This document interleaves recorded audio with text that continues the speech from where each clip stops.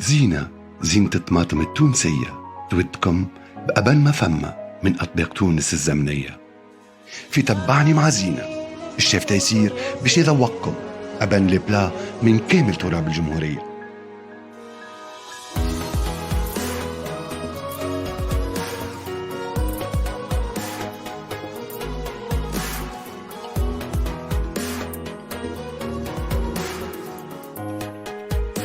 إن شاء الله تونس ديما زينة. أهلا بكم في حلقة جديدة من تبعني اثنين. أنا اليوم في بلاصة نجم تقول مطمور متاع تونس، راهي الخضرة الفيل الكل متاع تونس جمهورية تخرج من هنا. كي نقولوا العلوش متاع البلاصة هذه ما عندكم حتى فكرة على البنة ومعروفة بها. أنا اليوم في ولاية سيدي بوزيد. أنا مش شوية اللي ريته توا من سيدي بوزيد، أنا متأكد اللي باش تتعدى حلقة عالمية يلزمني نمشي نشوف العادات متاعهم وسيغتو الماكلات البنانة متاعهم. هيا تبان دنيا تفنوا كيف عايشة بنينا وعايشة بنينا، دنيا تفنوا كيف عايشة بنينا وعايشة بنينا. تبعني نبني والدنيا زينة، دنيا زينة، دنيا تفنوا كيف عايشة بنينا وعايشة بنينا. تبعني نبني والدنيا حرة، في سماها نضوى والشمس وقمرة. تبعني نبني والدنيا حرة، في سماها نضوى والشمس وقمرة. في ثراها نحيا ووردة وزهرة، ونعيش في جوها المسحور عصفورة وعصفور. أنا اخترت باش نبدأ رحلتنا في سيدي بوزيد ببلاصة اسمها رقاب. علاش؟ سهلة ياسر يا سيدي، طلعت أكثر منطقة إنتاج في تونس متاع الخضروات متاع البكورات. حسيب أنا توا بعد سي مبارك في مشروع، هو مشروع طماطم أنتروتر، نحكي له حاجة تخريج. سي مبارك مرحبا زيد. أول حاجة ميرسي اللي استقبلتنا في المشروع هذا، محليه معناتها بالحق محليه. مرحبا بكم. تحكي لي عليه شوية، تحكي لي على سيدي بوزيد، تحكي لي على رقاب، احكي لي على كل شيء. لا يا سيدي، أول حاجة تسمى مرحبا بكم. يعيش. أنا تسمى في معتمدية رقاب اللي تابع ولاية سيدي بوزيد. المعتمدية هذه معروفة على الصعيد الوطني أنها يعني من المعتمديات اللي كتنتج يعني بدري شوي في جميع المجالات، سواء أشجار مثمرة ولا حتى الخضروات وهذا. والمشروع اللي احنا فيه متواجدين فيه حاليا هو مشروع نتاع أصيل أغريفريش، يمسح قرابة 20 هكتار. تبارك الله. نعملوا فيها طماطم يعني معدل التصدير، وطماطم زاد عاوتاني للسوق التونسية. سمعتوا معناتها في رقاب قاعدين ننجوا في طماطم قاعدة تحوس في العالم الكل نصدروا فيها. والله معناتها نحس روحي هكا. وراه حاجة أخرى أستاذ، أنه البلاصة هذه يعني رقاب معروفة برشا خصيات مزيانين. أول حاجة الطقس نتاعها يعني يساعد بزاف فاش وحكيوا لي على الماء، والماء نتاعها ما فيش واحد الملوحة كبيرة، يعني يلائم جميع الأشجار، سواء زيتون سواء مشماش سواء خوخ عنب. الكرموز زاد عاوتاني حتى هو راه قاعد يمشي مزيان. والتراب نتاعها زاد عاوتاني يعني ملائم لجميع الزراعات، يعني ماهوش هاك التراب اللي نقول مثلا فيه برشا امراض ولا فيه برشا ولا نقص مواد عضويه ولا حاجه، ولكن تيساعد. يعني هذاك علاش القادمه هي قلت لك بدريه برشا. باهي باش نقول لكم قديش رقاب بلاصه باهيه على الاخر. السيد هذايا اللي استضافنا اليوم راهو سيد مغربي. مرحبا اخويا، تشرفوا بكم. احنا متشرفين بيك بحذانا، وهو امن سيدي بوزيد وبرقاب. فرك الله قديش عندك هذه؟ هو 17 سنه. ما نجم لا برو جيت يظل لي على جمعه. جيت على جمعه وكاني قال 17 عام. يا سيدي مرحبا بيك ومرحبا بيا بحذاك. ومرحبا بك سيدي في اي وقت. ميساج نعمل دوره عجبتني الله. خويا مرحبا بك، تجي قدامك ما تنساش مشكل. شكرا. والشمس وقمرة تبعني نبني والدنيا حرة، في سماها نضوى والشمس وقمرة. في ثراها نحيا ووردة وزهرة، ونعيش في جوها المسحور عصفورة وعصفور عايشة بنينا. سي علي انا طلبت منك بالحق، حبيت نحكي على ولايه سيدي بوزيد، حبيتش نمشي للحاجات اللي ممكن سهلين ياسر كليشيه يعرفوهم، حبيت نمشي للبلايص كيما هكا. يرحم والديك، احكي لي على البلاصه هذه. البلاصة هذه هي منطقة العنصل. العنصل جبال سيدي علي بن عون، جبال السهلة، هي ثالث أهم مسلك إيكولوجي في معتمدية سيدي علي بن عون. عندنا في عمادة الواعرة الشرشارة، عندنا في عمادة أولاد إبراهيم، لكن هذا لماذا هو ثالث أهم؟ لأنه هو شريان الحياة في سيدي علي بن عون. من هنا كان الرومان أول من حمل الماء من منطقة العنصل إلى جميع مناطق سيدي علي بن عون. معلش كنتم تسمعوا احنا الماء هو ورانا هكا الكل في الواد، ما عندكمش فكرة على السيمفوني بتاع الماء اللي نسمع فيها. هذاك علاش راهو قلت لكم ولاية سيدي بوزيد راهي تعرفت من قبل بالماء، وكي نشوف هكا المنبع متاع الماء هنا نفهم علاش فما برشا خضروات، برشا زيتون، برشا خضار. احنا تو في وسط بريسك غابة معناتها في الجبل، والحقيقة تحس اللي فما حياة معناتها، وتعرف وين فما الماء فما الحياة. به انت قلت لي هي اسمها العنصر، اما اولاد البلاد هنا تسميوها حاجة اخرى، نسموها قلب ماء الحي، والتسمية مش غريبة على المنطقة. احنا قلنا اللي هي رئة سيدي علي بن عون اللي هي المتنفس للأهالي، ثم قلب ماء الحي. ايوه انا نحبك تهزني تو، نحب فما حاجة إذا كنتم تعرفوها معايا، اللي راهو كي بدينا هكا حلينا الكتاب على ولاية سيدي بوزيد باش نشوفوا رقينا اللي الكونسنتراسيون تاع العباد ماهيش في وسط المدينة. تو في أي ولاية نمشيو لها نلقاو الكونسنتراسيون الكبيرة الكل في وسط المدينة، في وسط العاصمة نقولوا متاع الولاية هذيك. في سيدي بوزيد الكونسنتراسيون كلها دايرة بسيدي بوزيد، معناتها فما العيشة الريفية أكبر برشا، نجم نقولوا عيشة في ريفية ولا عيشة فلاحية، معناتها أكبر برشا من العيشة المدنية اللي هي في وسط المدينة. دونك هذاك علاش أنا حبيت نوريكم سكوتي دو سيدي بوزيد. شمال اللي يقول سيدي بوزيد يقول المشوي ويقول العلوش متاع سيدي بوزيد. أكيد. دونك تربية الماشية نتخيل. لا أكيد هما سكان الريف في ولاية سيدي بوزيد بصفة عامة تركزوا على الريف أكثر ما تركزوا على المدينة، وخلقوا لأنفسهم موطن توفرت فيه مورد الرزق اللي هو من يكاد يكون الموطن الرزق الرئيسي هو تربية المشي، تربية الأبقار، تربية الماعز، تربية الغنم. ولعل ذلك راهو يعود إلى طبيعة الغذاء في سيدي بوزيد أو في سيدي علي بن عون. العلف موجودة، العلف موجود، والغذاء بصفة عامة عند أهالي سيدي علي بن عون يرتكز على لحم الغنم. أنا تو ماذا بيا نشوف بعيني هذه تربية الماشية، وكان زم هكا مشوي في الاثنين ما كلش ليرة.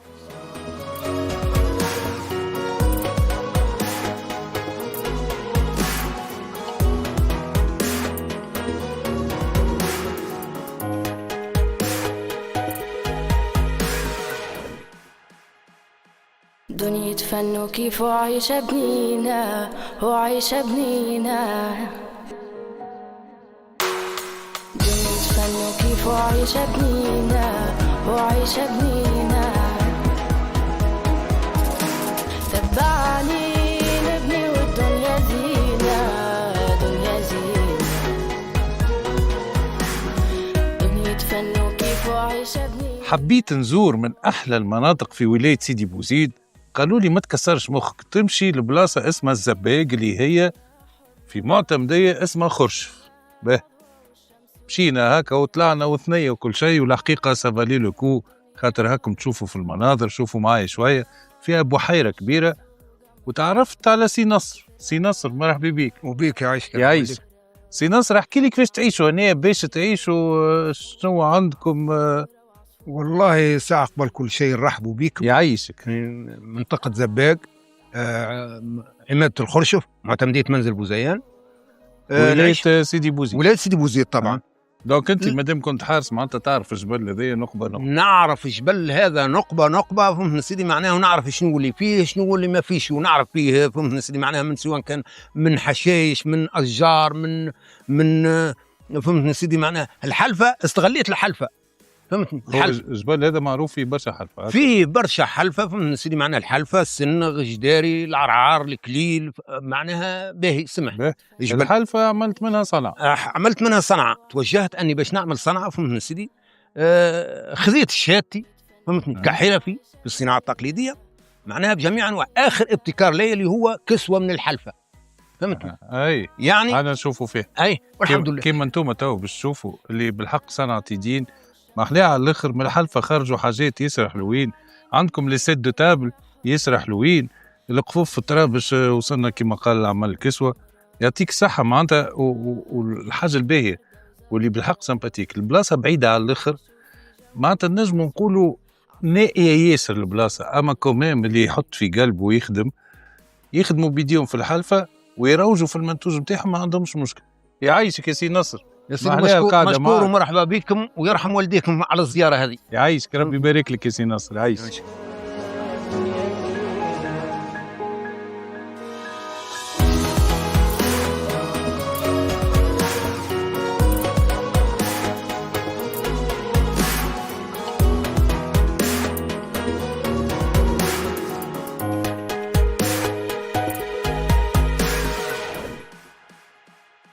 دنيا فن وكيف عايشة بنينا. انتم تو استانستوا بالإيميسيون وتعرفوا اللي أنا قبل ما نمشي لأي منطقة من مناطق الجمهورية العصفورة تلوج لي شكون هاللي باش يطيب لي الماكلة الزمنية البنينة نتاع البلاصة هذيك.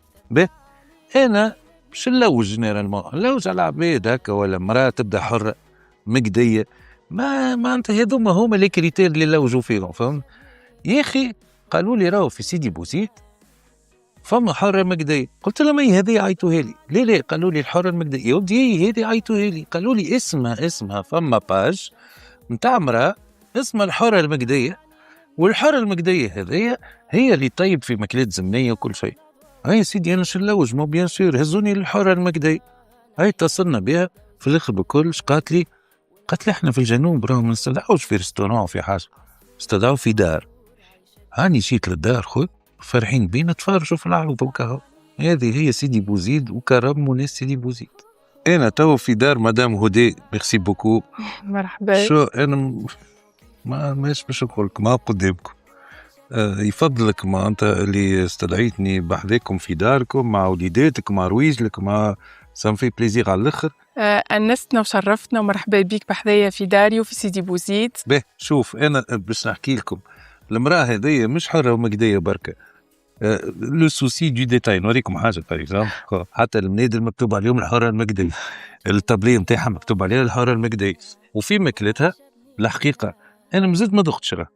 أما راهو ما اخترتها هي اللي ما عرفت اللي هي أحسن واحدة طيب في سيدي بوزيد. الناس تكمندي من عندها هي طيب لهم. به هدى أنا باش نجيك نلتجئ ليك باش تحكي لي في سيدي بوزيد شنو العادات نتاعكم شنو اللي تاكلوا شنو تطيبوا في العروسات شنو تعملوا احكي لي. عندنا برشا عادات وتقاليد كلك سواء في العرس ولا في عاداتنا اليومية مثلا. باهي بالنسبة لليوم أنا طيبت لكم عادة العرس متاعنا وطيبت لكم الحاجة اللي معروفين بها في سيدي بوزيد اللي هي المحمصة. المحمصة هذه محمصة بالوزف. أول حاجة كيفاش تعملها على الماء السخون ولا البارد؟ على الماء السخون. باهي ترمي كل شيء في الماء السخون. اللي هما شنو كل شيء؟ كل شيء اللي هما البقول الجافة اللي تحب. حمص فول كلك سواء بالقشرة ولا لا. حمص عدس فرميس هو المشماش الشاي حكا ولا. أما راهو مش المشماش اللي تشيو فيه في تونس من عند التوابلي هكا اللي هكا مخصوص. هذا هو كعبة المشماش لما يقصوها ويعملوا لها رونديدات تقعد تشيح. ذي يطيبوا بها سبيسياليتي نتاع سيدي بوزيد. وبرشا في الجنوب الغربي يطيبوا بالفرميس. دونك خديلي عملنا البقول الجافة الكل حطيناهم في الماء يغلي نصبوا البقول الجافة الكل نحطوا فحاتنا شايف طماطم زيت زيتونة ثوم. الثوم زايدة شايف تو نوري لك شايف الثوم نحطوه معناها سنون نرموا زايدة السلق والمعدنوس والسبناخ. كي يبدا السبناخ موجود في شتاي نعملوها بالسبناخ بخلاف ما فهميش سبناخ نعملوها بالسلق. نحطوا فيها رو القرنيت معناها عادي هو الوزف راهو وحده يكفي. سؤال فما بصل ولا ما فماش بصل؟ اي فما نحطوا البصل. اي بصل شايف بصل معدنوس. نعطيك الخضر بصل معدنوس سبناخ سبناخ اي، والبقول الجافه الكل نحط نرموها والماء يغلي، نرمو هذوكم الكل نخلوهم ياخذوا وقت يتمس البقول الجافه تبدا ترد شويه. اي نرمو لوزف اللي هو نورمالمون راهو يتنفخ في الماء السخون، نحى الراس نتاعو. اي هو احنا راهو كيفاش يتباع يتباع ما غير راس، خاطر الكبيره هذه اما يبدا في برشا تراب هكا، برشا تراب. اي ولازم يتنفخ، ولازم تتحل الكعبه تحطها في الماء سخون تتنفخ ويهبط التراب. هو تمصمص مرتين 3 4 تنظفها، وبعدش تحلها هكا، تحاول انك تنحي السلسول. تنحى ما تنحاش راهو ما يقلقش. اي عادي. اي ترمي لوزف خاطر يبدا طريه شويه بالماء السخون، تخليه لوزف ما فيش روحي. اي لحظه يطيب، ونرموه نطيبوها بالمحمصه العربي. المحمصه العربي اللي هي احنا نكسكسوها. نكسكسوها ونشيحوها ونخلوها معناها عنا في عولتنا. الفرميس وقتاش ترميه مع لوزف نحيلو القلوبه. لا خاطر هو هذه كاليتي باهيه. ثم اللي يبدا الكعبه المشماش لاصقه في القلب، هذيك تبدا لا مش باهيه. اما هيدا تمصمصوه زيدا كيف الوزف بالضبط، وتنفخوا هكا في شويه ماء سخون وترميه. علاش؟ باش تبقى الكعبه موجوده، باش تاكلها. خاطر كي تبدا تاكل وتهزها تجيب بنينه برشا كعبه الفرميس. انا جماعه اللي تبعوا فيا في سيدي بوزيد وباش تتفرجوا في الحلقه هذه، يعني جيتكم من تونس باش نعطيكم استيوس خويا. عينكش باش طيب، عندك لما وان شاء الله يا فرح، وان شاء الله خطبه، وان شاء الله نجاح. هي حرة مقدي، اسمع على جسمها، تدخل فيسبوك تحط حرة مقدي تكلمها طيب لك اللي تحب. نحيا وردة وزهرة ونعيش في جوها المسحور، عصفورة وعصفور عايشة بنينا تبعني.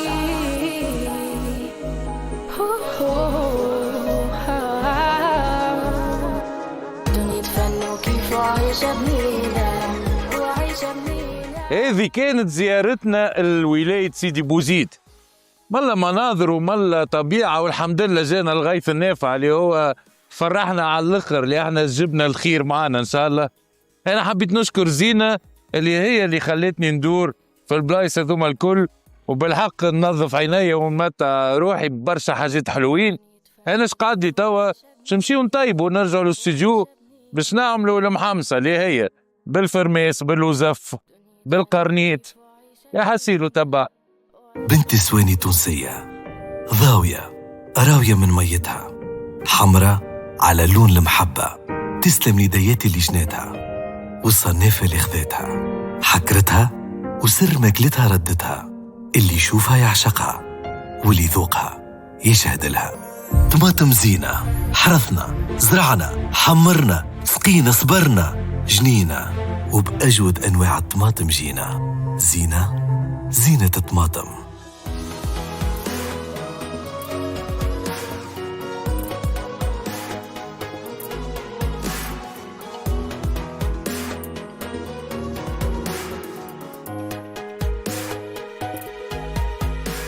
أي سيدي، هاني جيت الاستوديو من سيدي بوزيد وجبت معايا المعلمة. مرحبا بيك. بيك يا عايشك الحمد لله يا خويا. تخوفوا جماعة سيدي بوزيد، قلت مشيش يا خويا نغلط في الروسيت ولا نعمل حاجة زايدة ولا ناقصة، جبتها هي خويا. كان فما حاجة هي بنتكم خويا وانتوما اتصرفوا به. احنا شنو تفهمنا باش نطيبوا؟ محمصة. محمصة. اعطيني المحمصة موجودة في تونس الكل. اما نتاعكم في سيدي بوزيد شنو هي الخاصيات نتاعها؟ الخاصيات نتاعها اللي هي فيها الوزف اللي هو اهم حاجة فيها. هي نجم وهي فيها القرنيت وفيها الوزف، اما نجم نستغنوا على القرنيت ونطيبوها بالوزف. احنا الروسيت راهي سهلة على الاخر، بالحق سهلة على الاخر. حطينا احنا ماء قاعد يغلي. اي وتو باش نرميو كل شيء مع بعض. نبدو بالمرحلة. اول حاجة شنو هي؟ البصل. هاي هذا البصل ارتحنا منه. بعد البصل نحطوا شويه زيت. حتى نحط انا مسج. قل لي انت قديش؟ هي سبعة يزي شير يزي كان زيدوا شوي كاو. توا قرنيت. بعد نحطوا انت وش تحب. حط لنا بزيت قرنيت. باهي تدلل. نحطوهم بالكل احنا. بصل زيت قرنيت. شنو ياخ؟ وزف توا. لوزف اللي هو المكون الرئيسي. نعم. لوزف على أصله هو هذا يبدأ شيح. احنا قبل ما نطيبوا بيه اي نحيوا له الراس كان فما الراس، اي نظفوه ونفخوه في شويه ماء سياد سخون، اي فهمني؟ اي ومن بعد نزيدوا نعملوا له تنظيفه تنظيفه باهية، وننظفوه نحوا له سلسول نحوا له صحيح. اي ونرميوا اي دونك الانغريديون برينسيبال نتاع المحمصه نتاع اليوم حطيناهم اللي هم القرنيط والوزف، حطينا بصل، ماء، زيت، اي. توا باش نحطوا البقول الجافه البقول الجاف، اللي تحب. الدبابس. الدبابس باهي شنو بالضبط. الانواع اللي نحط؟ هي اكثر حاجه تركز عليها هي الفول هذا. باهي هذا الفول نفخوه في الماء وننظفوه ونرموه. باهي اي نقشروه. اي باهي سافا. باهي بعد الفول نحطوا الحمص. اي فول حمص، فول مصري نحطوه كيما تحب. نحطه باهي. نحط كل الدبابس الكل. باهي باهي. معنا الفول الاخر. باهي باهي عدس نحطه. عدس بالطبيعه. اي باهي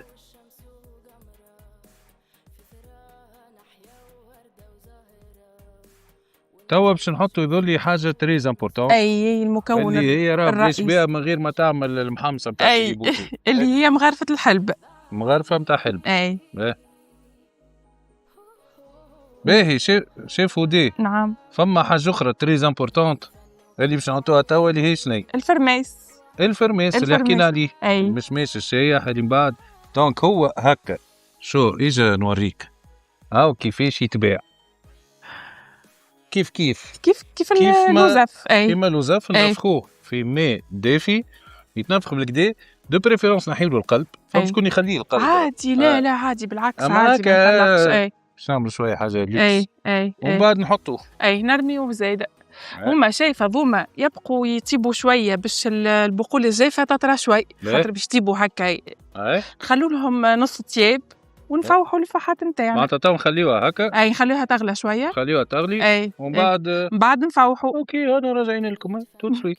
عايشة بنينا وعايشة بنينا بنتفنوا كيف عايشة بنينا وعايشة شيف ودي. نعم. هاي بديت تغلي شويه. شنو نعملوا تو؟ نزيدوا جرينيت فلفل شايح. هكاكا نرميهم اي هكاكا. اي يبقوا هكاك. اي باهي بعد نفوحوا. باش نفوح نفوحوا. انت. نحطوا شويه ملح. اسمع انت قول لي وانا اي انا الكومي نتاعك اليوم هيك هاو. هكا سافا. اي سافا. هذا الملح. باهي هذا الكركم. اي تبل وكرويه. اي هكا سافا. سافا. اي ثوم ما نعطيهم غرفه جديده. اي ثوم مرحيه. اي هكا باهي. اي شو قاد الفلفل الاحمر هذا نحط شويه. اي فلفل احمر وهريسه وطماطم. هريسه وطماطم. اجي نحكي لك حكايه. احكي لي نسمعك. باهي تعرف اللي فما كونكور في تونس، فهمت، يعطيوك انا هو احسن برودوي في تونس على عام اسمه سافور دو لاني. معناتها هذوما ناس يذوقوا برشا انواع مثلا اي برودوي يذوقوا هكا من غير ما يعرفوا شنو، عينيهم مغمضه، بعد يلموا هذوكم الكل تك تك تك يحسبوا يطلعوا شكون باهي احسن. الطماطم عامها الثاني ما شاء الله. زينه تجي سافور دو لاني ما شاء الله. والسنه دخلنا الهريس العام الاول سافور دو لاني 2026. معناتها انت اللي تفرج فينا 2026 هكذا. شنو هما اقوى برودويات؟ باهي طماطم قداش نحطوا؟ نحطوا مغرفتين. شايف مغرفتين. ودي باش نعطيك نصيحه. اي ذكر قبل كنا الماكله التونسيه لازم نقليو الطماطم. علاش؟ على القروصي. اي وكي نقليو الطماطم شو يصير؟ تكحل تغماق. صحيح. دونك مع زينتها ما فماش قروصي بالكل. دونك من غير ما تقلي كيما طيبوا انتوما هذه تاخذوا ديريكت ساعه تقعد لك حمراء بطبيعتها حمراء برشا. ما شاء الله. اي الكولور ياسر. انا حطينا الزوز. باهي نجيو للهريسه تو. باهي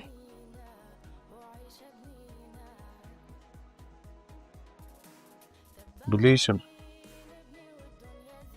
التابل والثوم. اي فايحه على الاخر. باهي دونك قدي نعملوا مغيرفه. حاطينا فلفل شايح وفلفل ملح. كمان فوحنا كل شيء. اي مازالوا هذوما. شايف روس ثوم كاملين لازم. اي لازم لا لازم هذوما لازم نحطوهم. هذوما اللمسه نتاعنا. باهي هذه كنا عملوا لها توا تحريكه باهيه. اي عايش مازال خلوها تطيب على روحها توا. باه اوكي نستناوها تطيب شوي. سهله ريتو قداش سهله. ونرجعوا جوست باش نحطوا المحمصه وكا. عصفورة وعصفور عايشة بنينا. يا هودي يظل كل شيء طاب. اي الدباب طابوا القرنيط طاب الدنيا كل كل شيء، توا كل اخر شيء. حاجه شمزال. نرموا المحمصة. باهي هاي توكل. بسم الله. وعايشة بنينا.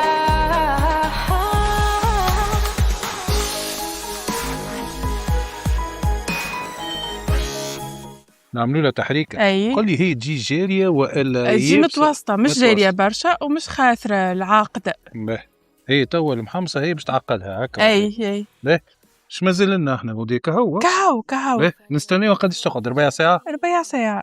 هذاك اش قعد هو اي فات الحق. اي سي صحيح. باهي. يعطيك الصحه. يعيشك. راهي جات من سيدي بوزيد لتونس رانا نصوروا في تونس. هذا الاستوديو نتاعنا في تونس. باهي يرحم والديك. يعيشك. انتوما جماعه سيدي بوزيد وقتكم شكون اللي شاهي حاجه بوزيديه من قاع الخابيه عليكم بالشيف ودي. ذكرنا في الصفحه نتاعك شو اسمه الحرة المجدية. الحره المقدي. مجدي. انا ما بقالي ساعه. اول حاجه ميرسي لاهالي سيدي بوزيد وانا نعاود نقولها راني اغريابلمون سوربري معناتها منبهر ببلاصه اسمها سيدي بوزيد على خاطر ما كنتش نعرفها وتوا عرفتها. محليهم يا بوزيديه محلى بلادكم قديش فيها خيرات قديشكم ناس مليح بلاد منظمه بالحق معناتها اللي حاجه الاولى اللي بهتت البلاد منظمه حتى كيساتها منظمين وكل شيء. ربي يبارك لكم. احنا رانا مازلنا حتى لرمضان مازلنا نتنقلوا في تونس الجمهوريه كل. ان شاء الله يا ربي الحلقات الجايين يكونوا في قيمه الحلقه متاع سيدي بوزيد. اما ما تنساش تبعني دنيا فن وكيف وعيشة بنينا وعيشة بنينا.